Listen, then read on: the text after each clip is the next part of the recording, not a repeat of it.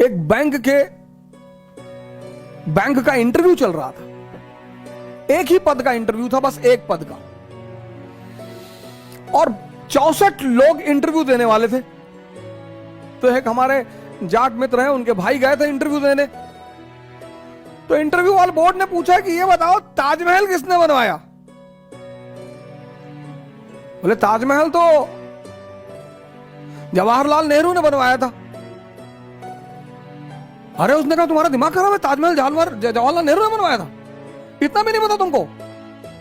अरे बोले बता दूं कि शाहजहां ने बनवाया था तो क्या नौकरी दे दोगे?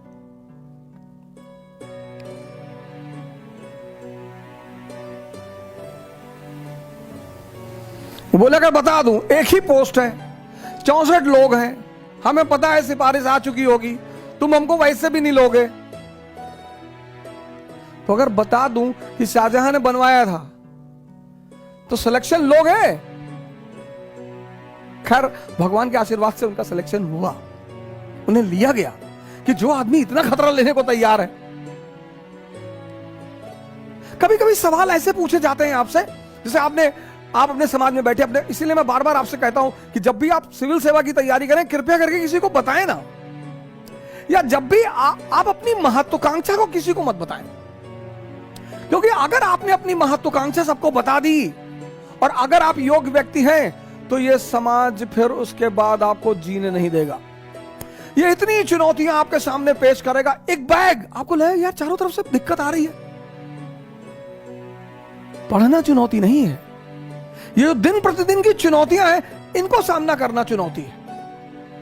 आपकी बुआ जी ने फोन कर दिया कि भैया वो पापा की बीपी बहुत हाई रहती है, तो जल्दी सिलेक्शन ले लो, नहीं तो भैया परेशान तो रहते ही हैं। अब डेली अगर ये बात आपको बताई जाए कि पापा की बीपी हाई रहती, अब आपको लग रहा है कि यार बुआ जी बहुत बड़ी शुभचिंतक हैं। शुभचिंतक तो सभी हैं, अब शुभचिंता ही कर रही हैं वो, लेकिन अनजाने में कहीं ना कहीं आपको बेचैनी भी दी जा रही है। मेरा एक स्टूडेंट है, अभी आईएएस है, कर्नाटक कैडर का। जिस दिन उसका इंटरव्यू था, उस दिन उसके फादर की डेथ हो गई। जिस दिन उसका इंटरव्यू था, उसके एक दिन पहले उसके फादर की डेथ हो गई। उसने शाम को फोन किया, कहा पापा से बात करो। तो उसकी मां ने कहा कि देखो, पापा ने कहा कि अब मैं एक आईएएस अधिकारी से बात करूंगा, अब मैं अपने बेटे से बात नहीं करूंगा, तो अब तुम इंटरव्यू दे लो, उसके बाद ही बात होगी। मैं नाम नहीं लूंगा। अब देखिए मां का रोल देखिए, इसको कहते हैं मां बाप का रोल। किसी को बताया ही नहीं, किसी को डिस्क्लोज ही नहीं किया। लड़के को भी लगा कि हाँ यार, एक तो सिंपल सी बात है, चलो पापा ने हो सकता कहा हो, कल इंटरव्यू है, फिर बाद में बात करेंगे। इंटरव्यू देके निकला। जब इंटरव्यू देके निकला तो उसे बताया गया कि भैया तुम तुरंत निकलो घर के लिए, और तुम्हारे पापा की हालत बहुत खराब है। आमतौर पर समझदार लोग ऐसे ही कहते हैं कि तुम्हारे पापा की हालत बहुत खराब है, जिससे अगले बंदे में उत्तेजना पैदा ना हो, पैनिकनेस पैदा ना हो।